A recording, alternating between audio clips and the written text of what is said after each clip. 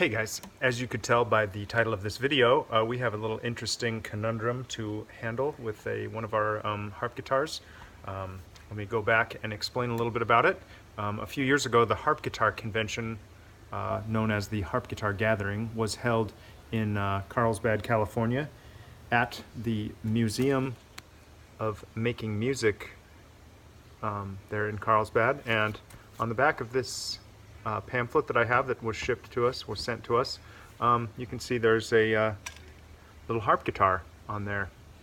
This is their active room where kids or adults or people of any age can try out unique and interesting instruments. Looks like they have some guitars, a banjo or a banjolin or a banjolele back there, and some other interesting instruments, along with one of our harp guitars that we donated to them that year. I can't remember what it was, a couple years ago, maybe 3-4 years ago now.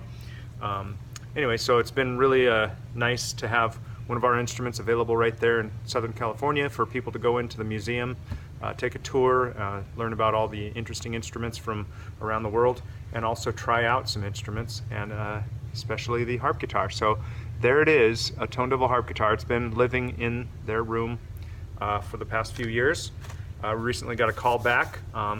Some youngster had picked it up and had the slippery fingers, dropped it, and so our harp guitar is missing a couple of strings now on the bass side.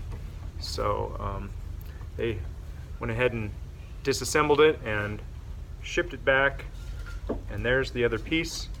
As you can see, it just snapped right off there. So we have a little repair to do, don't we, Dave? Broken harp, peg head. Yeah. All right, so what we have opted to do about this conundrum is we're basically going to glue this directly back on here, and then on the back side here we will do the same thing and put another hardwood veneer over that section. Once this is glued on there, another veneer will go over the back. So first I gotta clean up this edge a little bit and then get this glued back on there somehow. It's going to be a little tricky to clamp it, but we'll do what we can, and the edge will be hidden by the two veneers sandwiching it in there, and that'll be a nice structural fix. Should hold those strings just fine.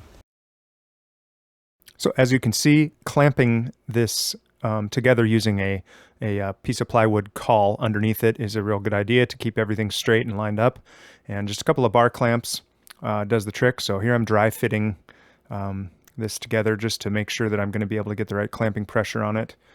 I use a piece of wax paper under there to keep the glue from making a mess of things, sticking things to things they don't need to be stuck to. And I think in a second here I take everything apart and clip off the corner there so I can get a little bit better pressure on there.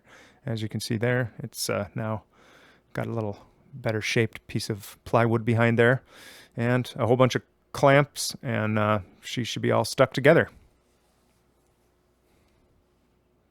Quite the clamp project right there, and looks like the joint is closed very well. There's not any misalignments, so that's real good. 24 hours later, take all those clamps off, and it looks like a harp guitar again. Looks like it needs to have some of that flashing glue cleaned off there. But the joint glued together real nicely. Hardly a misalignment on there at all, so turned out great.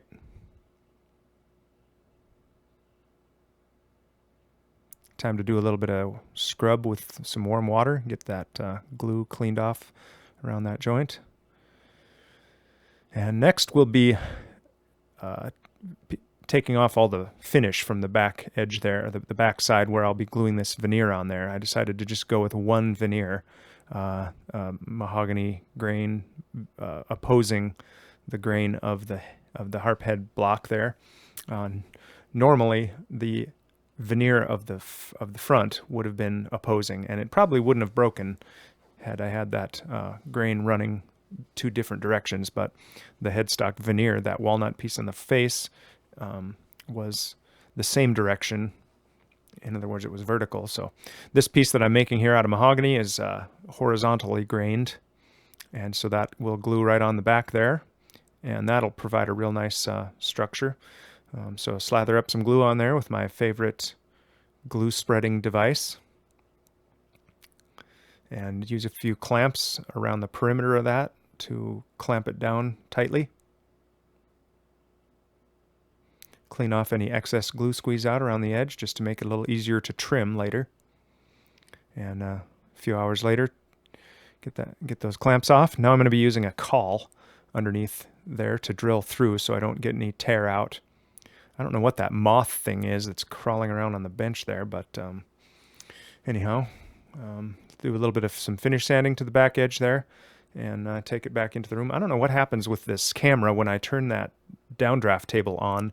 The powerful motor causes the camera to get all weird, but here's me using some of my favorite rasps and files to trim that edge there. It's a little bit tragic to lose some of that nice patina, but just around this headstock there, the patina of the wood underneath that nice polyester, catalyzed polyester finish that we used on this particular instrument, which was number 48, which was quite a while ago.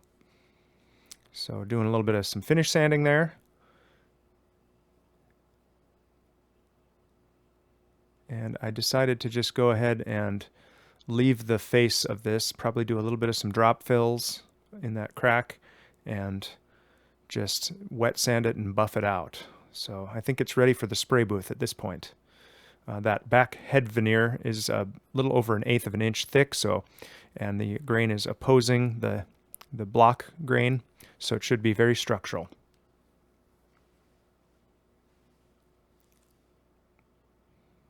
And now we'll be pulling it out of the spray booth and taking all the masking off of it to kind of protect the rest of the finish from the overspray.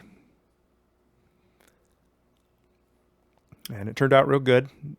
Not a lot of time spent on the spray job of this thing.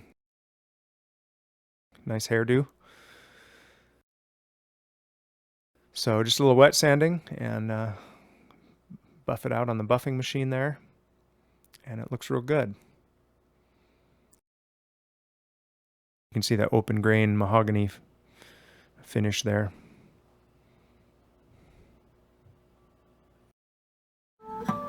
This is our number 48,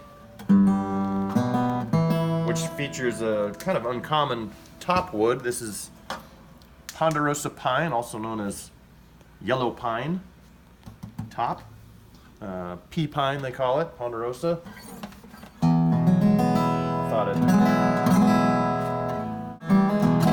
Yeah, I think a lot of hands have played this instrument over the few years when we donated it in 2017, I think. You can see a lot of little war wounds all throughout on the top. It's been nicked a few times. But yeah, big one right there. So it sort of came back for a little tune-up, do some maintenance to it. I'm going to set the action up a little bit better.